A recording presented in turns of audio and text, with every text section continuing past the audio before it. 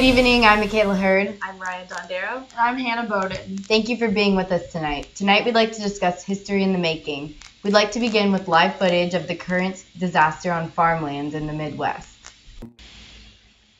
The farming techniques and drought have caused loose soil to be swept up by powerful winds in a widespread dust storm. As the soil has become infertile due to the dryness, families have been forced to leave their land in search of prosperity in California, where they search desperately for work. In response to this intensifying issue, President Roosevelt has designed and is implementing his plan, which he has claimed will solve the issues of illiteracy, poor health, malnutrition, and harsh working and living conditions. My plan will consist of a series of solutions to act as a relief for the suffering migrant workers flowing into the state of California. In a plan to aid these workers, the government has set up the Education Administration, Migrant Medical Movement, National Nutrition Department, New Living Arrangement, Workers' Rights Association, and the Retirement Compensation Program.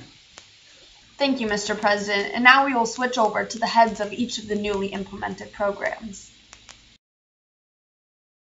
To see children as young as 6 years old picking cotton in the fields for a wage of only 15 cents a day. This is backbreaking work for even a strong, healthy man, let alone a child. The children of migrant workers lack the opportunity to receive even a basic education. The Education Administration was designed specifically to change the harsh patterns of labor and poverty. The EA will set up one school 1st through 6th grade in every government migrant camp with a specialized wing set aside for childcare of infants and toddlers. This way, the physically capable adults are able to spend all the day working instead of supervising their kids or putting young kids to work. Basic supplies such as chalkboard, paper, and pencil will be provided by the government. We will see the literacy rates increase drastically with the implementation of this plan.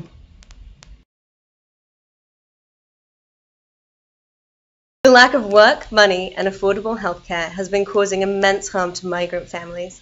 Many children are getting hookworm, flu, bacterial infections, and other illnesses, but their families don't have the money to get them treated.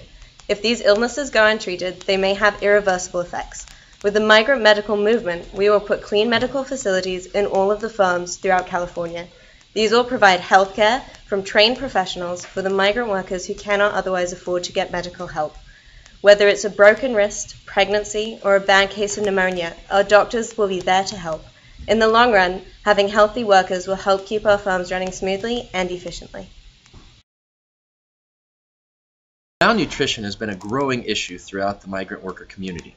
Many are too poor to afford healthy and sustainable food for their families, which in turn is negatively affecting their bodies, immune systems, and mental well-being.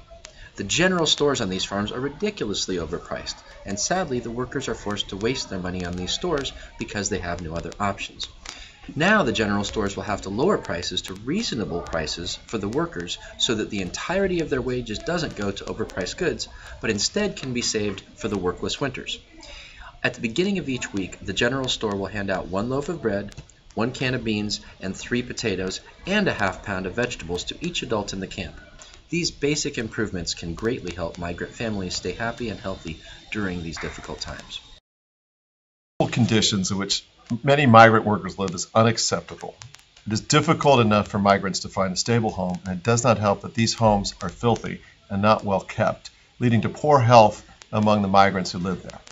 The New Living Arrangement will provide 8 new migrant camps throughout California.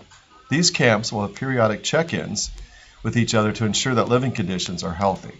There will not only be housing for more than 1,000 migrant families in each camp, but the camp will also provide 3 meals a day for each person and 1 bathroom with porcelain toilets for every 10 houses. In addition to fix the conditions in previously existing camps, the government will work with the NLA to set up a committee to periodically check up on every camp in California. These camps will then receive a rating on a scale of 1 to 10 and specific reasons on why they receive this rating, and will be expected to post these ratings on the front entrance gate into their camp. If a camp receives a rating of 4 or below, the government will be allowed to take over the campsite and use it to their best interest. By implementing this new work program, we will see cleaner camps with healthier living environment for the migrant workers. The situation of labor on farms is unsustainable. Workers are treated unjustly and paid arbitrary wages, which will result in the crash of the hierarchy, which is the relationship between the lower, middle, and upper class. The Workers' Rights Association will give the ability to all laborers to provide for their families. Rather than working for a 15-cent per day wage, the legal minimum wage will be set to 50 cents per day, giving workers enough money to maintain safe living conditions and money for food. Children under 10 years old may not be hired as farmhands. In addition, workers have the right to form unions to stand up for any right they believe is being overlooked by employers. Employers' submission to these laws will be monitored by agents of the WRA, and all violators of these new terms will likely have the full extent of their land seized.